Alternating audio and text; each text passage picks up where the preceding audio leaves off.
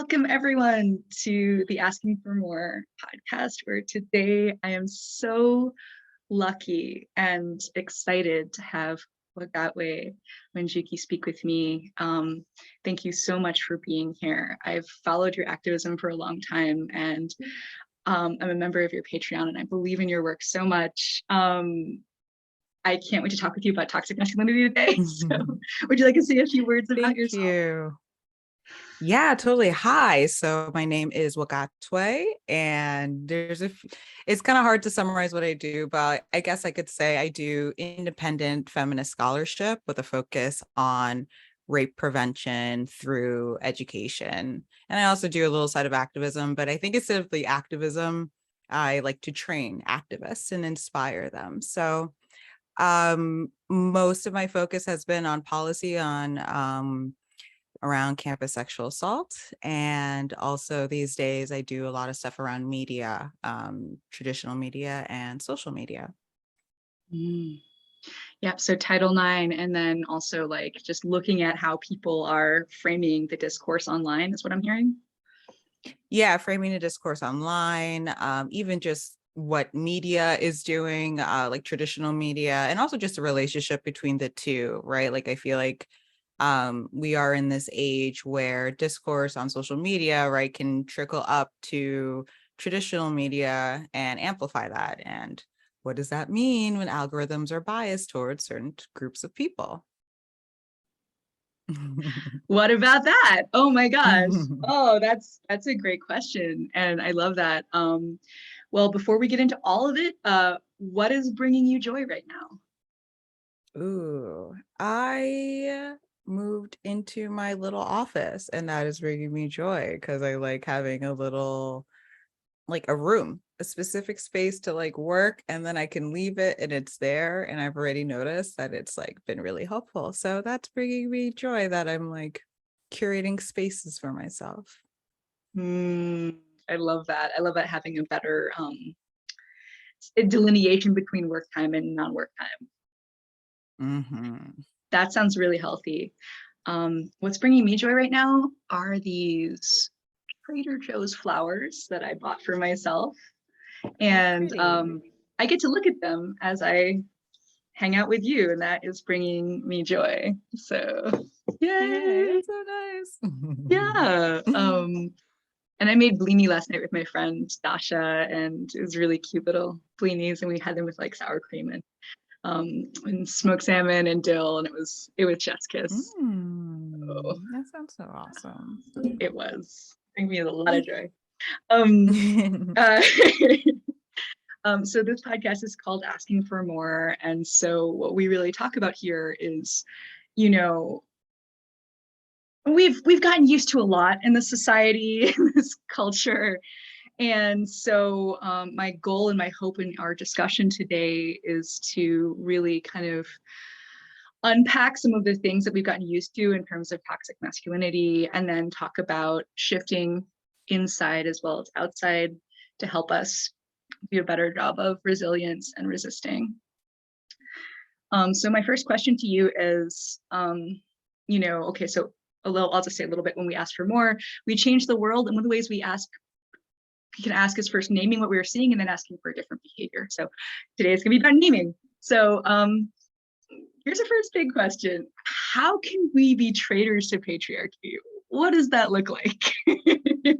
Yeah, it's a big question. And so, I think the thing is, when there's a big question, there's can be a million different answers. But I'm going to try and focus on one that I think can be helpful for the most amount of people. So one of the tools I like to use is feminist theory, right? In feminist theory, we like to try and explain things in a different way or use different frameworks or whatever. And so one framework I really like, because I think it shows the parallels between interpersonal violence or relations, and also our relationship to systems of oppression. And so I think it's really powerful to think about it through what is your relationship to patriarchy relationally, and understanding patriarchy as a system. This is not necessarily people. You don't have to be a man. You don't have to be a patriarch to uphold the system. because patriarchy gives out different roles to different people depending on your class, gender, sexuality, etc.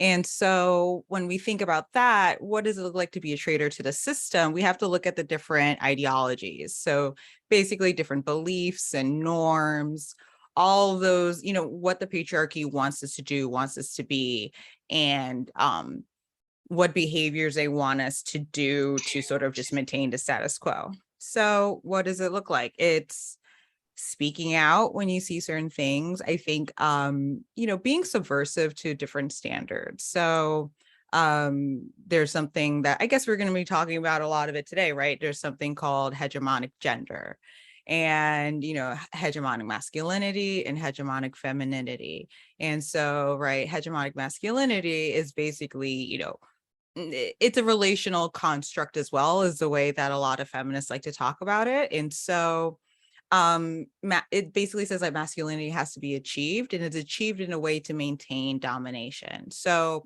how can you disrupt systems of domination, or how can it manifest interpersonally? So defending abuse victims, organizing a union in your workplace because that's against domination, unlearning,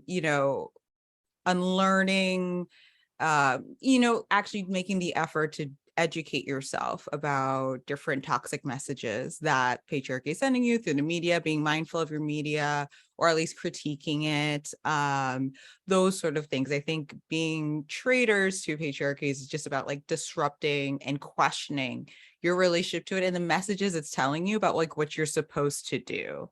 Yeah, that's a little bit long, but I didn't want to give something specific, but just sort of like this, how, because I want people also to like find their own answers. How can we work from a common place, even though we're all going to be doing different things? Because I think that's how you create effective social change that people are actually invested in. I really appreciate you saying that. And while you were talking, you were reminding me of this book by James Altuche called Choose Yourself. And I think when people start out on this journey, they think, well, if I just choose myself and don't kind of look at these systems that have a lot of people that are oppressors in them, then I can make a system outside of the system and individualistically overcome dominant systems. But I'm hearing in your answer that there's something wrong with that answer. And it sounds like that's not taking into account everybody else. Yeah, I wouldn't necessarily say it's wrong, but I would say it's a different view, right? Right. Right. I think part of being like into scholarship and being a theorist is like having a tolerance for different points of view. So it's different. I think the way that I've framed it like just relates to me more, and I think it resonates with a lot of folks. Because it's like, how do we think about these issues in a way that we don't opt out? Right? We need to do more than the bare minimum. And I think a lot of times we talk about systems of oppression as ways to point fingers at other people, and we rarely do it to like look at ourselves. And I think that is something that has been one of my guiding principles, is just sort of like, okay, I don't like oppression. So what can I do to like minimize my contributions to it in my everyday life? What does it mean to be anti-rape in my everyday life, those sort of things. I really appreciate that clarification. Yeah, there shouldn't be an either or, one right way kind of thing. You're totally right. You're reminding me of what Bell Hooks says in The Will to Change about systems of dominance. That's so cool. I think people don't even understand how many dominant systems they currently just accept in the nonprofit sector in the world. Yes. For example, in your assessment of toxic masculinity, we actually, there's like a screenshot I took from one of your videos, which is really beautiful, like diagram of toxic masculinity. You talk about entitlement to women's attention. Could you speak more on this? Yeah, so I think it's a manifestation of domination, actually, right? Because it's just sort of like women are supposed to cater to men. So if we're thinking about toxic masculinity, essentially, it's not saying that all masculinity is toxic, right? It is just talking about the norms of hegemonic masculinity that are toxic to men to women, to children, to everyone, right? People of all genders, all ages, everything. And it's destructive. But why the reason why we pull out the concept of toxic masculinity is because of the process of socialization. The best way to talk about socialization is just sort of like how society rewards or punishes people according to social norms. And so the thing is that toxic masculinity is talking about these harmful things that are rewarded in men, or in certain men, we should say, right? The ones that conform the most to hegemonic masculinity. And so one of the things about hegemonic masculinity is that like men, they have to like earn their place. So it's always about little acts of domination and these sort of things. So dominating women's attention and time, that's just sort of another way to show that like men are more important. Masculinity, men are supposed to be guiding, men are supposed to be telling women what to do. And so this can manifest, very often when like catcalling, right? If you don't respond the right way, they'll get very angry, right? And this just can often lodge into something called rejection violence. And that is also connected to toxic masculinity, because it's just sort of like they kind of have to recoup the loss of masculinity that they felt by being rejected, because you're supposed to earn a woman, you're supposed to get a woman's attention. And so by recuperating that, they do it by being violent, being harassing, putting them down. And so this is harmful not only to the victim that he's targeting, but it's also harmful to himself, because that's not how you're supposed to relate to people. And I'm sure you're not living a happy life if you're like harassing random women running down the street. Suddenly I want to date you. Yeah. Right. Said no one ever, I don't think right? anyone has said that. Never. Exactly. But I even catch myself like doing this like pre-COVID. I'd be like, oh, I have to look at this man and smile and walk quickly. Like, and then I'll be safe in this interaction. It's like almost like I internalized that, fear of male violence and male dominance into everyday interactions. And now I wear my mask everywhere and I'm like, nope. Not looking at you. Keep walking. It's amazing. No Just put in the smiles. earbuds. Yeah, Yes. Exactly. Not looking at Just keep anyone, it right? going. You get it, right? Oh, totally. I love it. Yeah, and I think that's just sort of like the little ways that we can think about, or in the home, right? So like that's in a public space, but then also in a private space, right? If someone's believes in a hierarchy where the man's the head of the household, right? He's going to feel entitled to the woman in a relationship dropping everything at whenever he wants. So there's just different levels of it and different ways it happens, but it all is about like putting people in their place. And maintaining dominance, maintaining hierarchy. Yeah. Yes. And maintaining traditional gender roles as well, which is another aspect of what you said. Yes, exactly. And it's like, if you fail to get a woman's attention, right, you're less of a man, and then men freak out, right? So it's also it's like a test, and men have to sort of, it's part of a test that they're trying to pass. So it's also like there's like a stake in there for them as well. That's very, very interesting. Thank you for sharing that insight. Yeah. I'm really already learning so much from you. I love it. I'm so lucky. Another aspect of toxic masculinity that you talked about in your diagram was infantilization of women. What does that look like? Can you talk about that?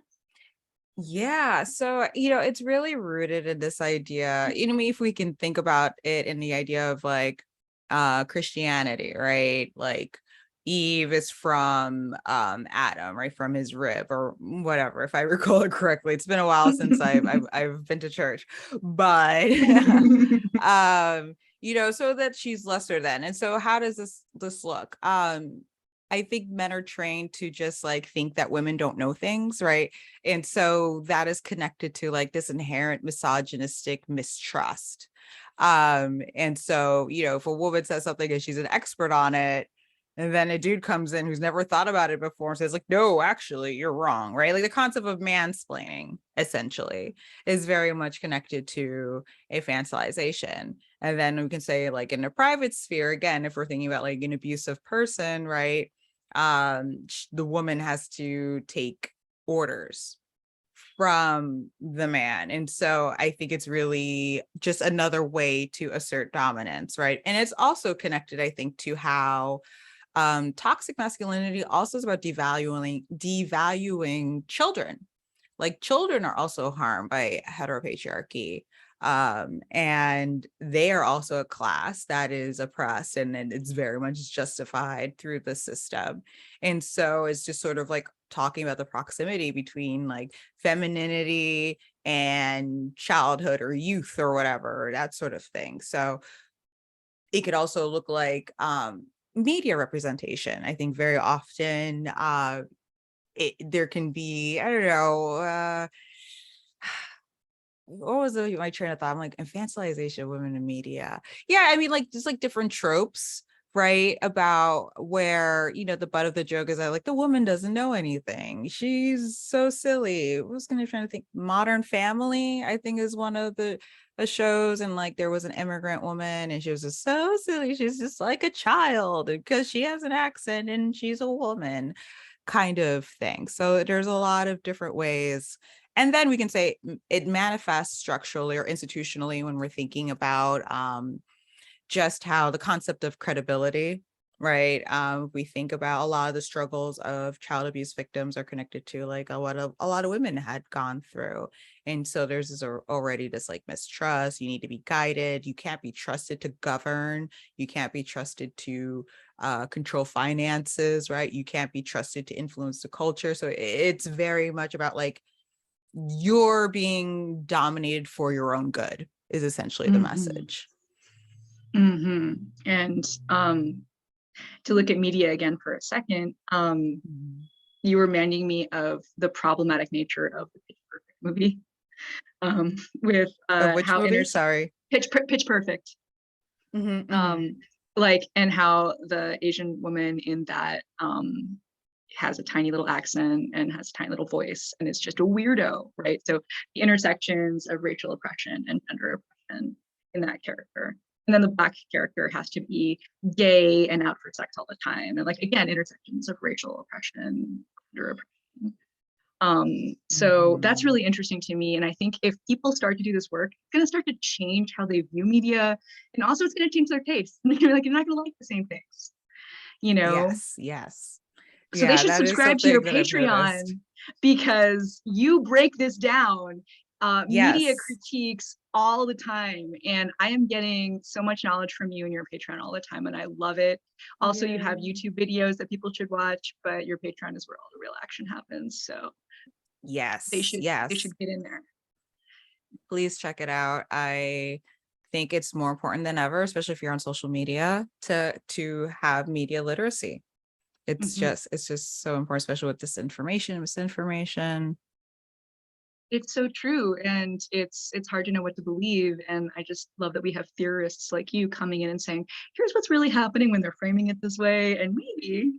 So case in point, my cousin, who likes to think of herself as liberal, sent me an article from the New York Times. Don't read the New York Times, just don't read it. But she read it. And it said,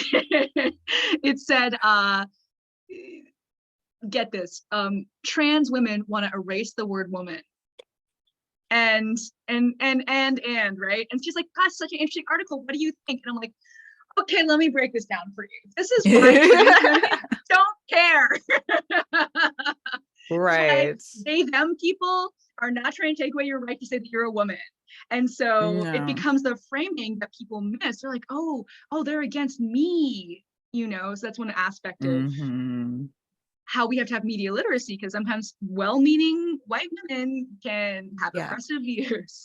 So. Yeah, I mean, that's the point. That's why the New York Times does that, right? Like, that's why rich people who own the New York Times are willing to push this sort of trans panic, because it is about getting people who might be well-meaning but don't have extra context or education, right? It's very hard to access this sort of theorizing and analysis and philosophizing. Like, it's not easy. America does not make it like, and it's not like they're giving us tons of time to learn either. It's usually an immense privilege.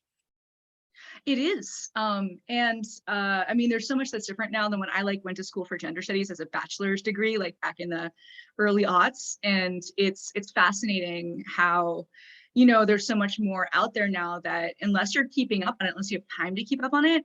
And my cousin has 2 little kids, you know, she doesn't really, she's very busy. So, and she's working. So, yeah, that's why we need people like you to be like, hey, check out the framing here. This is the context. This is why we don't believe this, which leads me to my next question for you, actually, which is it's related to this article that I just mentioned. What does belief in naturalness and superiority of cisgender hetero people have to do with toxic masculinity? Yeah, I mean, essentially, basically people who ascribe to toxic masculinity are usually transphobic, homophobic, and essentially the ideology is that we are under a system of heteropatriarchy, which is a specific kind of patriarchy that essentially because of Christianity, right? Christianity and I think the Greek patriarchal system came together and we have what we have now. And so part of Christianity is that what they added to patriarchy is that they want to encourage procreative sex. And so there's very much like this idea of like being abstinent is the most virtuous thing, but like if you're gonna not do it, fine, like at least make sure you're in a heterosexual marriage so you can procreate.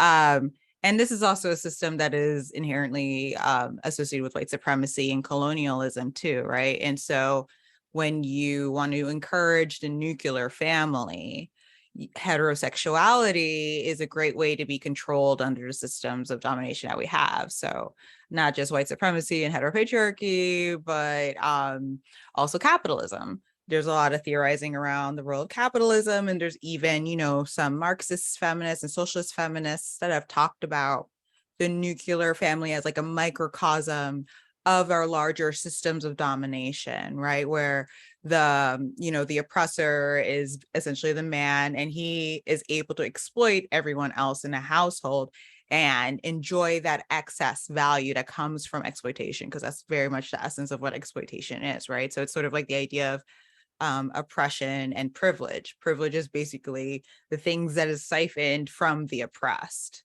So when you believe that it's natural, you don't question it.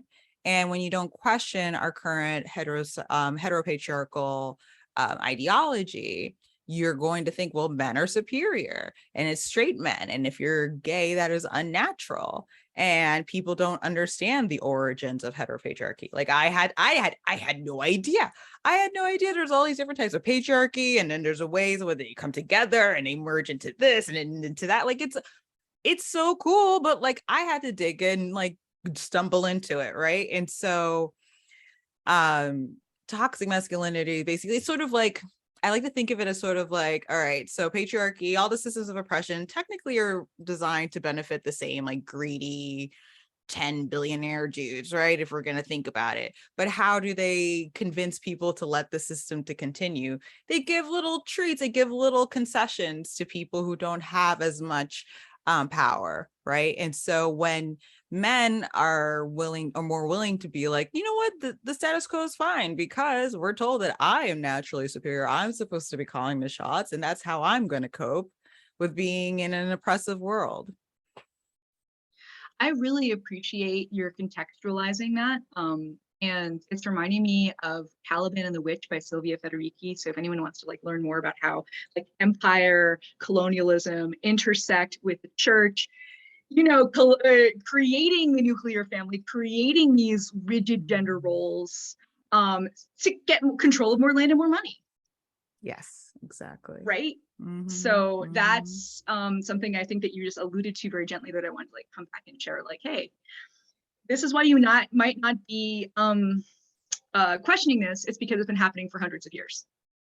Yes, exactly. And I'm glad the colonialism.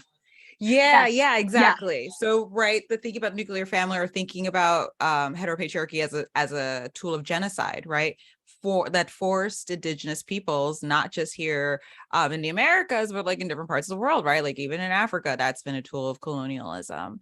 And so we see how it being seen as natural, it's also very inherently colonial, because it's like, if we're natural, then everyone needs to follow our rules. And when everyone follows their rules, right, it helps. There's different rules for different types of, men, right? So hegemonic masculinity is ultimately for white men, but if everyone follows the rules, right, the white people, they're able to, if they get a nuclear family, right, you get more land.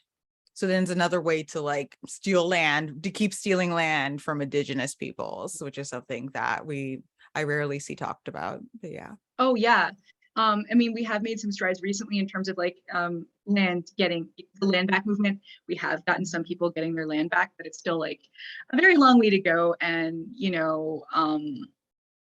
it's not just about like far off matriarchy, far off, like matrilineal societies, or like, multiple pods of people taking care of kids and not really worrying about what marriage is. Like it's more about like domination, as you said, control, domination.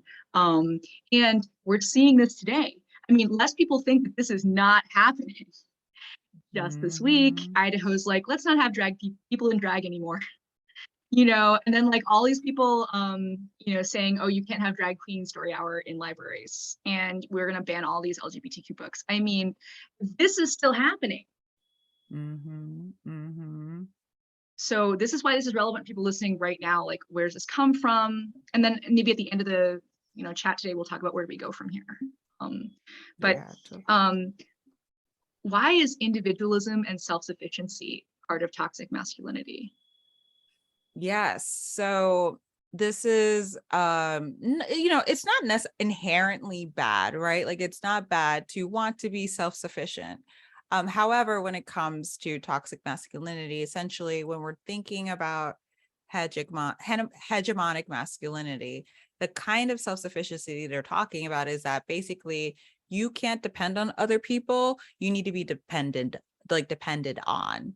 So it's just like another way to sort of justify, right? Like men are supposed to be getting economic benefits, right? You're supposed to get the car, the flashy things. You're supposed to do all these things, but you have to do it yourself. Or if you do achieve those things, you think that you did it yourself, right? Because if you worked with other people, that's feminine, that's weak. I don't want to be like that, right? So you have to claim this self-sufficiency and individualism. And it also provides a way to normalize how things can be for abusers, right? Where it's just sort of like they're only looking out for themselves. They think about relationships transactionally rather than being way more relational and affective, right? About feelings and sort of stuff like that. So it's just one way that I really like the way that Patricia Hill Collins talks about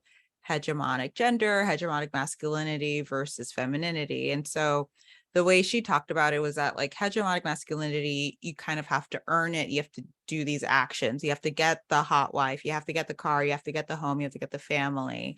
Hegemonic femininity is kind of passive. It's like either you have it or you don't, more or less, right? You have to be chosen to be the hot wife. Okay, how do you become a hot wife? You more or less have to be born to look a certain way, right? Because like, yeah, you can do makeup, you can do plastic surgery, but you can only go up the ladder so much.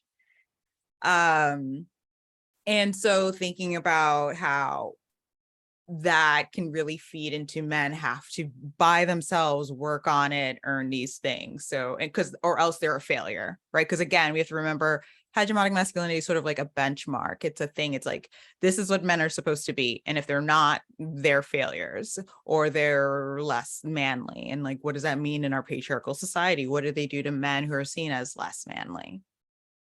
They police them, they attack them. Exactly. And that's part of the drag queen, the war on drag queens. Yep. And it's see how they're willing to limit free speech to do that, right? Toxic masculinity, like they're not conforming to heteropatriarchal norms, and this is what we get. Yes. So that's again like how, sexuality and class and gender oppression intersect.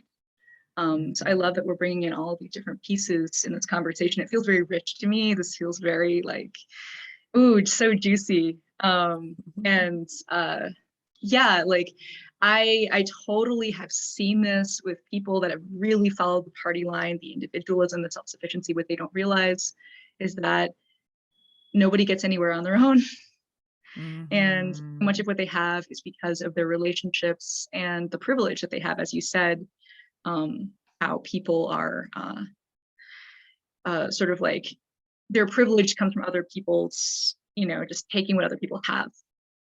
You know, and I think that that's really scary for a white cisgendered hetero male to look at, because then he, as my brother tells me, feels like he didn't earn what he has and he should be ashamed. Yikes. And I think that's how fear in white supremacy kind of plays into this. Totally. What do you think of that? Yeah. I mean, I think that's what there's like that version of soft power, right? Where it's that threat. Yeah, people, there's a threat of shame. And then because of toxic masculinity, men are very resistant to go to therapy to deal with that shame. Because like shame is a trauma response. It can be there. It might be fostering feelings. I get it. But it doesn't mean that he doesn't have a responsibility to address it, right? But then we see how toxic masculinity is like, don't be like a woman, right? Don't do this, don't talk about your feelings. And so they don't want to sort of get that help, unfortunately. And I wanted to add, one of the bad things, also one of the negatives about the self-sufficiency and individualism is that it kind of helps them justify exploiting others, right? Every man for himself. And you have this scarcity mindset, because if everyone is by themselves, out for themselves, and there's only so much of whatever they want left, then I got to do whatever it takes. Right. And this plays into like our current economic model by looking at people basically privatizing the retirement by buying a house. Be like, well, got mine, screw you. You know, like I'm good. Instead of thinking like, how do we collectively build power so that we actually have enough in retirement to not have to worry, even if we live in an apartment. So there's actually a wonderful podcast called the Upstream Podcast, and they have a guy there. I forget the interview now, but we can look at it in the show notes. He was just talking about. There's this block of rent-controlled apartments in a building that's owned by a collective in New York City, and it's like we are trying to change this model on our scale. So there's hope. We don't all have to privatize our retirements. Yes, there is. So how can we ask for more from toxic masculinity? What does that look like? So I don't think we should be talking to toxic masculinity, but no, I mean, I think the thing is like, I think we should be asking more from other people in terms of their relationship to masculinity. Because what I was thinking is like, we just need to talk about healthy masculinities. Like, again, like the reactionaries and the right wing and the conservatives are like, oh, the feminists are calling all masculinity toxic. And it's like, no, we just believe that there are healthy manifestations. You can have the values of wanting to like take care of others and, you know, be a provider. There are healthy manifestations of things that still conform to hegemonic masculinity. And so I think that's where we have to start, is to sort of like, how can we think about and talk about the different ways that people can express their masculinity in ways that are not harmful to everyone, including themselves, right? I think that's the thing, is like we rarely talk about in a productive way that's not like making excuses for men or whatever, in a way of like, well, you know, it hurts y'all too. You know, we're all miserable. We're not having a good time. Like, let's regroup. Well, I mean, when I think about how this relates to me as a white cis woman, even if I'm not hetero, like I see the way that I've been kind of like having conferences and being in charge and being the explainer and taking over spaces with immigrant women, you know, women of color in it or marginalized people in it. That's another aspect of this. That's how whiteness affects, right? Like people like feeling like maybe they even have to act more masculine to be heard, understood, and, you know, respected, right? So there's this aspect of internalized toxic masculinity as well that women can have. And so this year, my experiment has been organizing a conference and not being in charge and just being like, hey, I want Black women to lead me. I want you to do it. Please do it. And they're like, yes, we will. And I'm like, if I'm doing anything oppressive, please let me know. And I just want to support. And like, that's going really well. And I want anyone who's white listening to this to understand that it's so wonderful to let go of control. You have no idea how wonderful it is to let go of fucking control. I am living proof. I'm such a happier person when you let go. And you can let go. And there's not like a limited amount of power. There's infinite power for all of us. But realizing you don't have to be the one to fix things and be in charge. If you're a hetero white man listening to this, it's actually really nice to just be a support. Yeah, I totally agree. Let go. Right? Yeah. Don't always have to be in control all the time. There are different lessons to learn from different positions in our relationships to other people too. You know, like it's also a way of like self-development and self-empowerment and empowerment. It is. And that's actually something we are kind of leading up to the next question. How can we push back against the misogyny inside of ourselves as women, if there are women listening or people who are raised as women? Yeah, I mean, I think that's something that has to be done consistently, like education. So what first popped into my mind when you asked that is thinking about the consciousness raising groups, right? Back in like the 1970s amongst women where they just chatted and then they realized how there's so many commonalities with their experiences. And I think part of it is understanding womanhood not as this like very fixed finite thing because that's what patriarchy wants, but rather a socio-political class. It's socially constructed and it has a political meaning and it will manifest in different ways, right? But we're still in this category. So how can we mobilize together? So just sort of thinking about what are these beliefs that are self-defeating for me and also defeating my maybe a drive for collective action, right? Because it's not just about getting into these institutions, right? That's one of the downfalls of like liberal activism is that it got very individualistic. What you want is redistribution of power. You don't want just to have some individuals have power. You literally understand how it is now is unfair. So let's, dismantle all of it and rebuild. I love that. I think that is a very, very smart answer. And again, it comes back to that individualistic nature and just pulling back from that, whether you grew up in like American culture, Canadian culture, wherever you're listening to this, it's something that has actually infected the world in a lot of ways. And it'd be wonderful if we started thinking more, as you said, about how can we take these systems of dominance and turn them around and be like, let's notice these and then let's like pull away from them and make a different system. So yes. Anything else you'd like to add about toxic masculinity or anything like that? Let me see. I'm gonna double check on my notes. No, I think we did pretty well. Yeah. Excellent. Okay. What is I hope everybody has learned from this conversation. I think it's incredibly powerful. And before we end, I would like to ask you, I would say hanging out with my niece. She's really cute and she's 1.5 and she's so much energy, but so fun. I love that. I love that. I think little kids really can be so hopeful and cheerful and excited to see us. It's the best. It's the best, especially when she sees me and she like screams with excitement and she's like, oh. I was like, yes, my little bestie.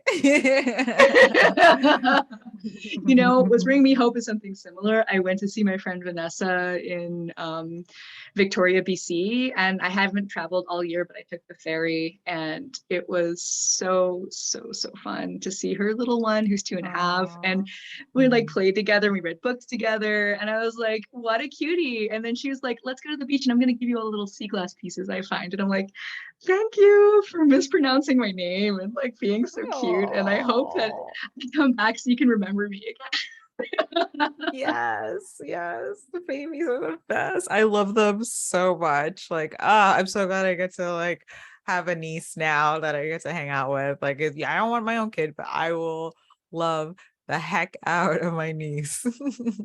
Same. Honestly, same. So how can people reach you if they want to support your work, and where should they go?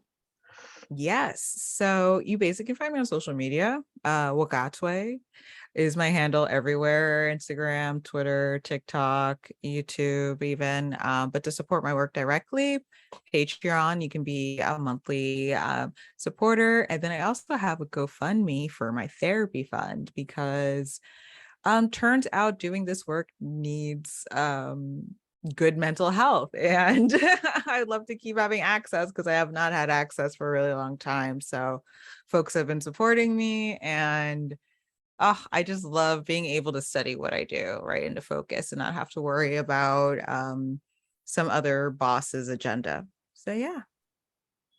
I love that. And I want to go give to your therapy fund right now. I'm actually going to have therapy right after Thank this. you. So yay for therapy. Yay for therapy. Everyone should go. Yes, I love it. Yeah. Well, thank you. Thank you so much. And everyone, thank you for listening to the Asking for More podcast. I hope you go give to Wagatwe right now and have a wonderful rest of your day.